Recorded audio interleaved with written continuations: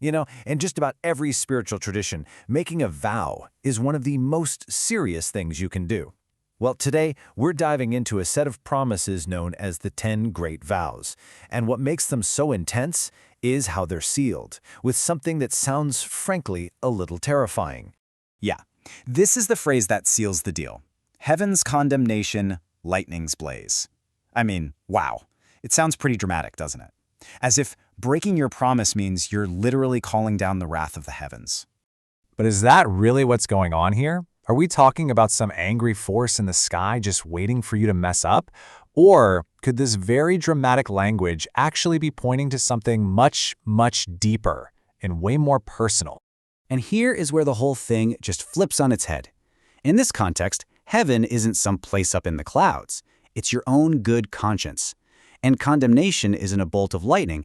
It's that awful sinking feeling in your gut when you know you've gone against your own values. So the threat isn't coming from outside. The promise is one you're making to yourself.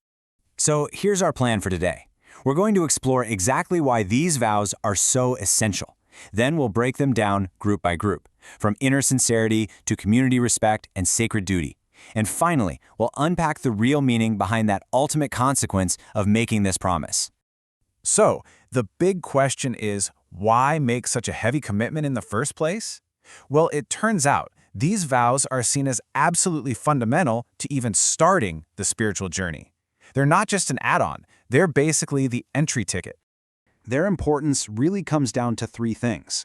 First, making these vows is a prerequisite. It's like the spiritual key you need to receive sacred teachings. Second, they get you ready. They create the right mindset for any real growth to happen. And finally, they provide what's called mental power, a kind of inner reservoir of strength that you can tap into when the path inevitably gets tough. And to really hammer home just how crucial this personal commitment is, the teachings point out that there are actually 3 types of people that even the most enlightened beings can't help. So here's the bottom line. Even with all the compassion in the universe, help can't be forced on someone who isn't ready to receive it. Without some kind of connection, without any faith, and this is the key for us today, without a personal vow, that door just remains shut. You have to be an active player in your own salvation. Okay, so let's get into the vows themselves. This first group is all about cultivating what's on the inside. It's about building a rock-solid foundation of personal integrity. The first vow is all about having a steadfast faith, that ability to hold on to your path no matter what challenges pop up. And this pairs perfectly with the third vow, which is about no hypocrisy. It's a promise to be totally genuine, to make sure your actions and your words are always in sync. No faking it. Now, right between those two is the second vow, which is all about true intention. And the source material here offers 2 related but distinct paths. For men, the focus is on true repentance, sincerely owning up to past faults. For women, it's about true cultivation, sincerely and diligently working on the self. Different approaches maybe, but they're both pointing to the exact same thing, a genuine, all-in effort to improve. This quote just perfectly captures the essence of the fourth vow, no retreating. It points to something we all experience, right? That initial burst of enthusiasm starts to fade over time. At first, your goal feels so close, so real, but a few years down the line, it can feel like it's a million miles away. This vow is a promise to yourself to push through that dip and never ever give up. All right, so the next group of vows takes our focus from the internal world and shifts it to the external world, from ourselves to our community. This is all about honoring the path and the people who make it all possible. So, the fifth vow is about honoring your teachers. It's a promise to deeply respect the entire lineage that passed this knowledge down through generations. And the sixth vow just builds on that. It's about extending that same respect to the elders and seniors in the community, recognizing that you're able to walk this path because they paved it for you. And this is just such a beautiful way to put it.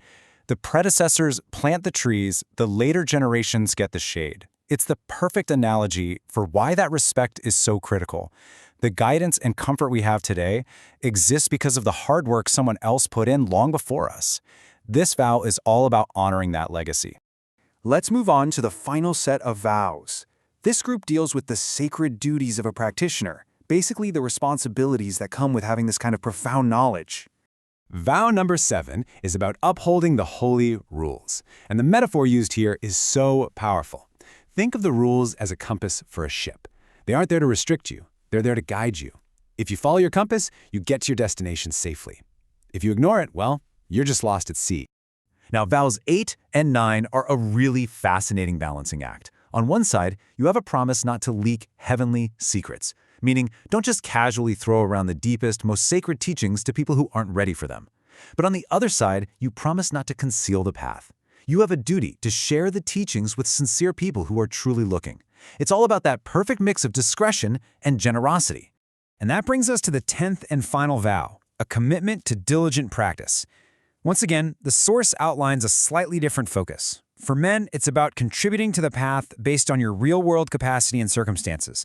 For women, it's a re-emphasis on the inner work, cultivating oneself with a sincere heart. They're just different expressions of the exact same deep commitment to the path. So, from inner sincerity to community respect to sacred duty, those are the 10 great vows. But this brings us right back to where we started and to the ultimate consequence of making this promise. When you really look at them, these 10 vows aren't just a restrictive list of rules.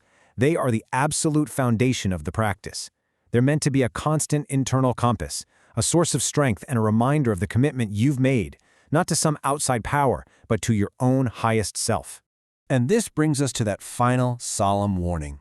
Once we remember that heaven really just means a state of clear conscience, the message becomes crystal clear.